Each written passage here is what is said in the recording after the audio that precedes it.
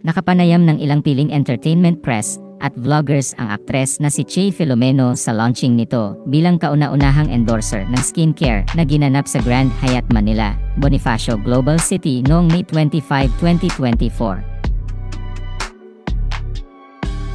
Doon ay tinanong siya tungkol sa relasyon nila ng aktor na si Jake Cuenca. Ayon sa kanya, happy silang dalawa at masaya rin siya sa low-key relationship nilang dalawa.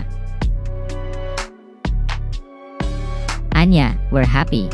We're really happy. And keeping things low-key.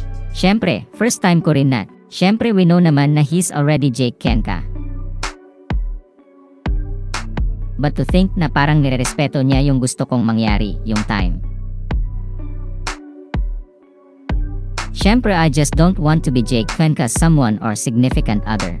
So, he's very respectful sa aspect na yan, and I'm really happy. Tinanong rin siya kung may mga limitasyon nga ba sila sa kanilang relasyon o kung ano ang dapat nilang ibahagi sa publiko. Ayon sa aktres, gusto nilang mapanatiling pribado ang kanilang relasyon kahit alam na ng publiko ang tungkol sa kanila. Sinabi rin niyang ayaw niyang maraming makialam sa kanilang relasyon.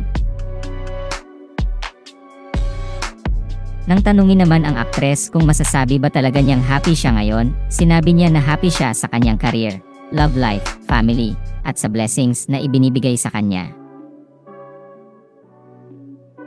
Anya, yes. Really happy with everything, my career, my love life, my family. I'm just really happy. With my management, lahat, with skincare.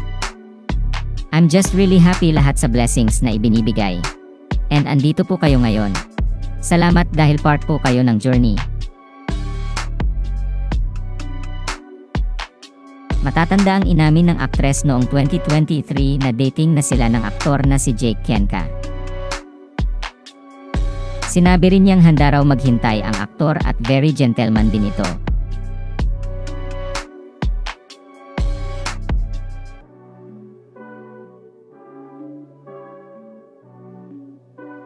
Salamat sa panonood ng video na ito. Huwag kalimutang mag-subscribe sa aming YouTube channel, i-like ang video na ito, at i-turn on na rin ang notification bell.